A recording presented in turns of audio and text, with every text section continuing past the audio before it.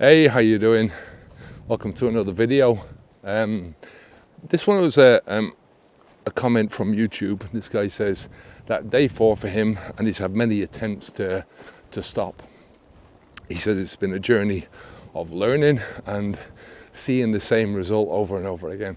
Every time he goes back to the booze. So onwards and upwards we march, he says at the end. Now, that was one of the famous quotes from Einstein, who said the definition of madness was trying to do the same thing over and over again and expecting different results. And I see this so many times in my clients. I also see it I've seen it so many times in myself, especially with moderation. Thinking that moderation is going to solve the problem when it was never going to solve the problem.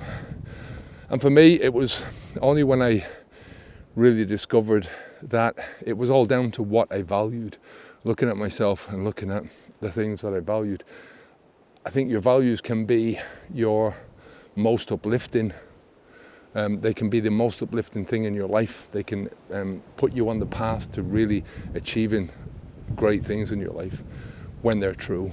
But they can also be a very destructive force in your life when you're living off values that are diluted, right? And this is, when I'm talking about true values, I'm talking about the things that you live by. Everyone's got values that they say, well, this is the value that I hold for myself, but they don't live by those things. They're one of the things that we teach is aspirational values versus real values, and the real values are the ones that you live day in and day out. So if you value alcohol, or if you value, most people don't value the alcohol, but they value what alcohol gives them, that the perceived benefit of the alcohol. If you value that, even on a subconscious level, that is going to really affect how you move forwards. It's going to affect all your efforts at trying to stop drinking, because if you value alcohol, we're saying that this is there's always an ambiguity at the beginning. There is always a conflict inside with everyone, right? If you've been drinking for a long time, it's become a habit to such a degree that you still want to continue on, even though you don't. There's part of you that wants to continue, and there's part of you that don't. So that's part of the delusion. It's part of the trap. And each time that you get to whatever it is that you get into, it's a bit windy out here today. Each time you get to wherever you get into, day 4, day 5, day 20, a month, and then you tap out, it weakens you.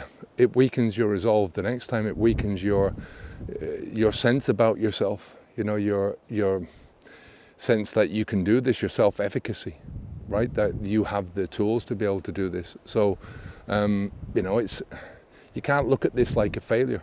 Every time you drink, it's not a failure, it's a surrender. And that's the only way to look at it, right? It's the only way it's a soft, if you want to look at it soft with yourself and be soft on yourself and not really give yourself the kick up the arse that you probably need, then look at it like it's a failure. Well, it's a failure this time, but I won't fail next time. But if you look at it like a surrender, it's a completely different way of looking at things. A tap out, a tap out.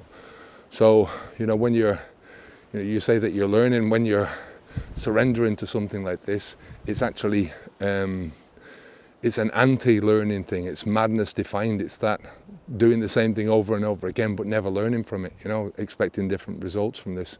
So the biggest thing that I've learned in my life since I've stopped drinking alcohol is that this is a journey, right? It's a journey into wherever it is that you want to go in your life.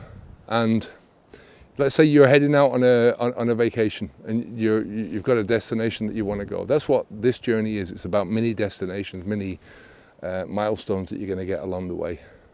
And if you spent 6 months or a year on this holiday that you want to go on, this vacation that you want to go on, but when you got there it was a shithole, right? You wouldn't be too pleased. But that's what you're doing with this. I mean, you have to look at your life 6 months down the road and say, well, if I continue on this journey, if I continue to live the way I'm living, then it's not going to get any better, right? I'm all of a sudden not going to be in a better situation, more likely going to be in a worse situation.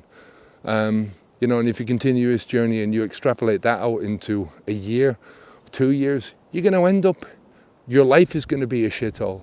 So anyway, look, it is what it is. I wish you the best of luck on your journey, Johnny, and I wish you the best. All right, take care of yourself. It's going to start and rain now, so I'm going to head back onwards and upwards. Bye now.